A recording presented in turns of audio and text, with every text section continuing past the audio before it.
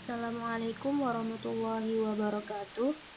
Perkenalkan, kami dari kelompok 3 mahasiswa Magister Keperawatan Universitas Andalas BP 2020 akan memaparkan konsep teori dan penerapan yang terkait dengan etik dan hukum dalam keperawatan. Presentasi ini dibuat untuk memenuhi tugas lembar kerja 1 pada mata kuliah etik dan hukum keperawatan. Semoga bermanfaat.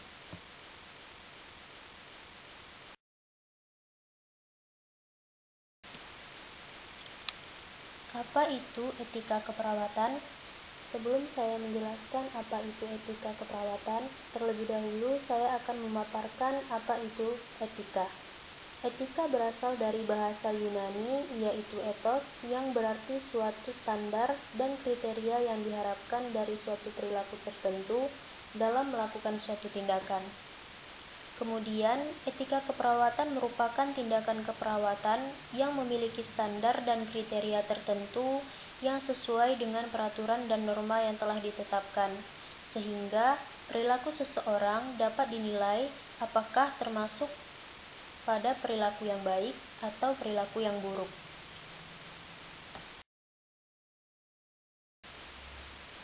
Selanjutnya, saya akan menjelaskan mengenai 4 teori-teori etik yang ada. Yang pertama yaitu teori teleologi.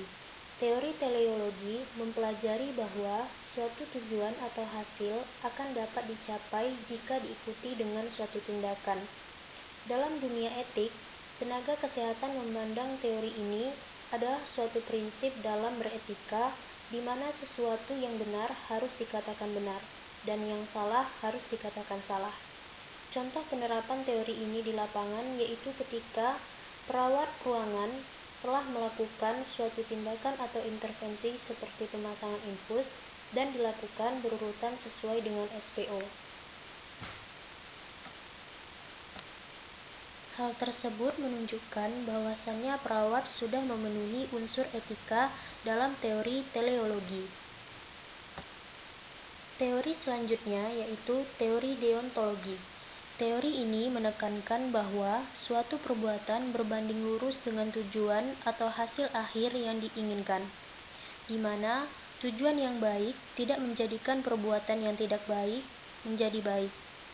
Tujuan dari suatu tindakan harus diikuti oleh tindakan yang baik pula. Pada teori ini, mengedepankan hak-hak utama pasien dengan diikutsertakannya pasien dalam memilih program pengobatan dan keperawatan yang akan diberikan. Contoh penerapannya di lapangan yaitu pada saat pasien akan mendapatkan terapi melalui intravena, pasien berhak untuk menerima ataupun berhak menolak tindakan tersebut. Teori selanjutnya yaitu teori virtue ethics. Teori ini berfokus kepada karakter moral dari pengambilan keputusan dan bukannya konsekuensi dari keputusan atau motivasi dari pengambilan keputusan. Dua permasalahan utama dari virtue ethics menurut Brooks dan Dunn pada tahun 2012 adalah menentukan virtues apa yang harus dimiliki seseorang sesuai dengan jabatan dan tugasnya, dan bagaimana virtues ditunjukkan di tempat kerja. Yang selanjutnya yaitu teori natural law ethics. Merupakan teori etika yang berpedoman pada hak asasi manusia atau human rights. Teori ini dikembangkan oleh John Locke. Human rights terdiri dari life, freedom, dan property. Teori ini hanya menekankan pada terpenuhinya hak seseorang. Oleh karena itu, teori ini memiliki kelemahan, yaitu tidak seimbangnya antara hak dan kewajiban karena tidak ada penekanan pada kewajiban yang harus dilaksanakan sebelum seseorang mendapatkan haknya.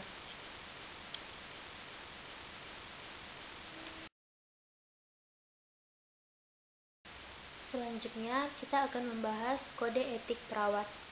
Berdasarkan Kelly, tahun 1987 dikutip oleh Robert Priharjo, menyatakan bahwa kode etik adalah salah satu ciri atau persyaratan profesi yang memberikan arti penting dalam penentuan, pertahanan, dan peningkatan standar profesi. Kode Etik Perawat Nasional Indonesia adalah aturan yang berlaku untuk seseorang perawat di Indonesia dalam melaksanakan tugas atau fungsi sebagai seorang perawat.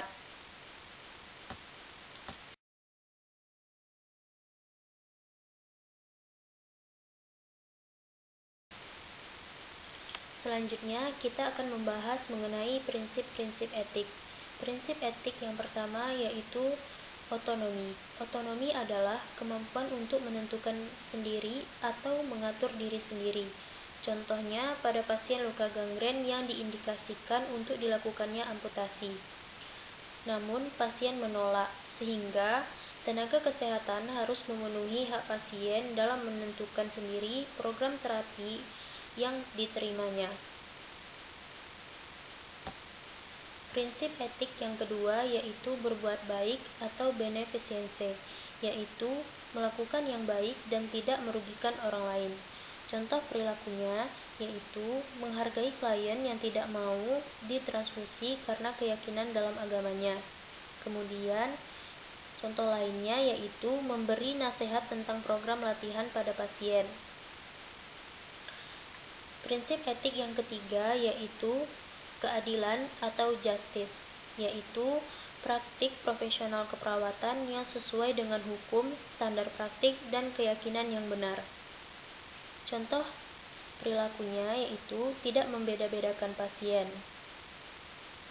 Yang keempat yaitu tidak merugikan atau non-malefisiency.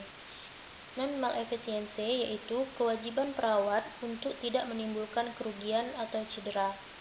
Contohnya yaitu tidak menimbulkan cedera atau bahaya fisik dan psikologis pada klien, dengan menganjurkan pasien yang perdarahan untuk ditransfusi.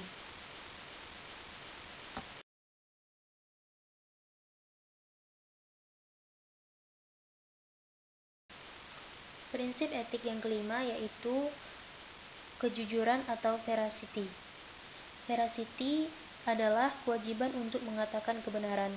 Contohnya yaitu memberikan pelayanan keperawatan yang penuh dengan kebenaran, dan selanjutnya memberikan informasi yang disampaikan secara akurat, komprehensif, objektif, sehingga memfasilitasi pemahaman dan penerimaan materi yang ada kepada pasien. Prinsip etik yang keenam yaitu menepati janji atau fidelity. Fidelity adalah kewajiban untuk setia dan bertanggung jawab terhadap kesepakatan yang ada. Contohnya, menepati janji dan komitmen terhadap pasien, serta menghargai komitmennya terhadap orang lain. Prinsip etik yang ketujuh yaitu kerahasiaan atau confidentiality. Confidentiality adalah informasi tentang klien yang harus dijaga oleh perawat. Contohnya, kerahasiaan dokumentasi yang hanya boleh dibaca untuk pengobatan klien. Prinsip etik yang terakhir yaitu accountability atau akuntabilitas. Akuntabilitas adalah standar yang pasti bahwa tindakan seseorang profesional dapat dinilai. Contohnya yaitu dalam melakukan asuhan dan tindakan keperawatan harus sesuai dengan standar yang ada.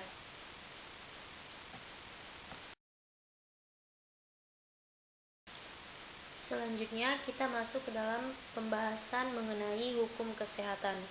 Hukum kesehatan adalah semua ketentuan-ketentuan atau peraturan-peraturan perundang-undangan di bidang kesehatan yang mengatur hak dan kewajiban individu, kelompok, ataupun masyarakat sebagai penerima pelayanan kesehatan pada satu pihak, dan juga hak dan kewajiban tenaga kesehatan dan sarana kesehatan sebagai penyelenggara pelayanan kesehatan di pihak lain yang mengikat masing-masing pihak dalam sebuah perjanjian terapeutik, dan ketentuan-ketentuan atau peraturan-peraturan perundang-undangan di bidang kesehatan lainnya yang berlaku secara lokal, regional, nasional, maupun internasional.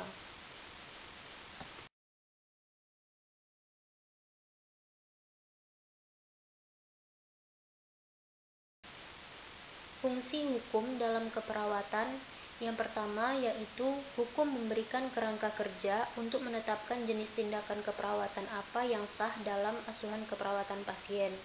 Yang kedua, hukum membedakan tanggung jawab perawat dari tenaga profesional kesehatan yang lainnya. Yang ketiga, hukum membantu memberikan batasan tindakan keperawatan yang mandiri. Yang keempat, membedakan tanggung jawab dengan profesi yang lain. Yang kelima, membantu mempertahankan standar praktik keperawatan dengan meletakkan posisi perawat memiliki akuntabilitas di bawah hukum yang ada.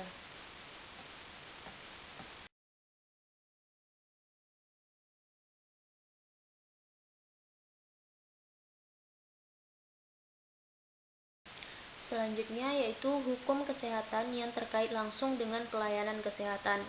Yang pertama yaitu Undang-Undang Nomor 23 Tahun 1992 tentang Kesehatan yang telah diubah menjadi Undang-Undang Nomor 36 Tahun 2009 tentang Kesehatan.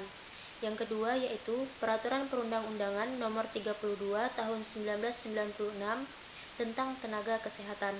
Yang ketiga yaitu Keputusan Menteri Kesehatan Nomor 1239 Tahun 2001 tentang Registrasi dan Praktik Perawat. Yang keempat yaitu Undang-Undang Nomor 29 Tahun 2004 tentang Praktek Kedokteran. Yang kelima, Undang-Undang Nomor 44 Tahun 2009 tentang Rumah Sakit. Yang keenam, Permenkes 161 Tahun 2010 tentang Uji Kompetensi.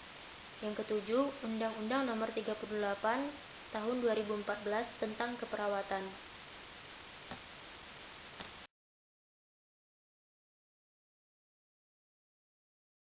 Selanjutnya yaitu hukum kesehatan yang tidak secara langsung terkait dengan pelayanan kesehatan.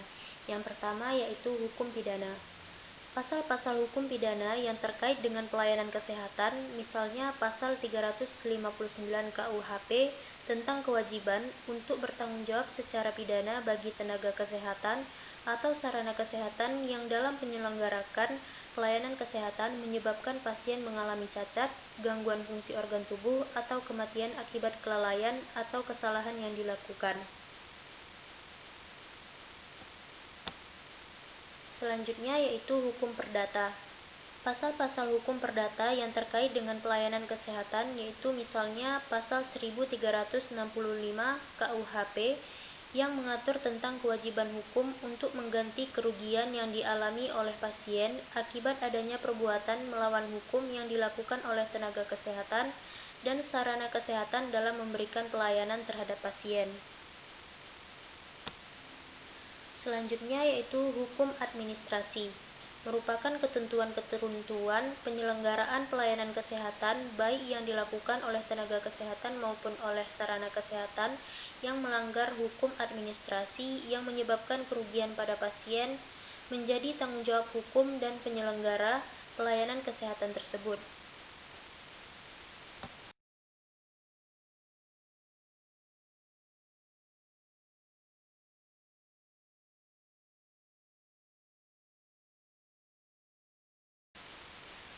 Selanjutnya yaitu istilah-istilah etik dan hukum dalam keperawatan.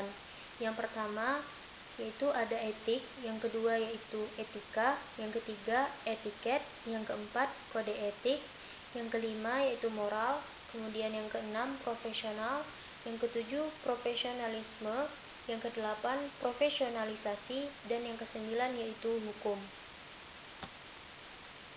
Di sini saya akan memaparkan perbedaan dari masing-masing istilah, yang mana etik merupakan suatu ilmu yang mempelajari tentang apa yang baik dan yang buruk secara moral atau ilmu kesusilaan yang menyangkut aturan atau prinsip penentuan tingkah laku yang baik dan yang buruk, serta kewajiban dan tanggung jawab. Yang kedua yaitu etika, merupakan peraturan atau norma yang dapat digunakan sebagai acuan bagi perilaku seseorang yang berkaitan dengan tindakan yang baik atau buruk, serta merupakan suatu tanggung jawab moral. Yang ketiga yaitu etiket. Etiket merupakan sesuatu yang telah dikenal, diketahui, diulangi, serta menjadi suatu kebiasaan di dalam masyarakat, baik berupa kata-kata atau suatu bentuk perbuatan yang nyata.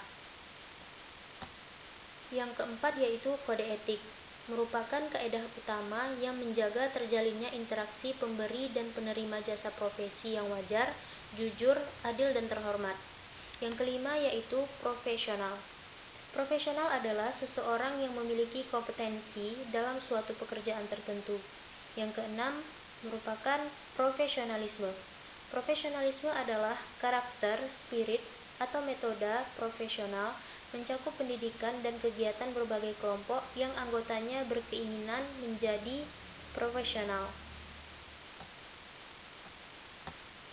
Yang kedelapan yaitu profesionalisasi, yaitu merupakan suatu proses yang dinamis untuk memenuhi atau mengubah karakteristik ke arah profesi. Yang kesembilan yaitu hukum. Hukum merupakan peraturan perundang-undangan yang dibuat oleh suatu kekuasaan dalam mengatur pergaulan hidup dalam masyarakat.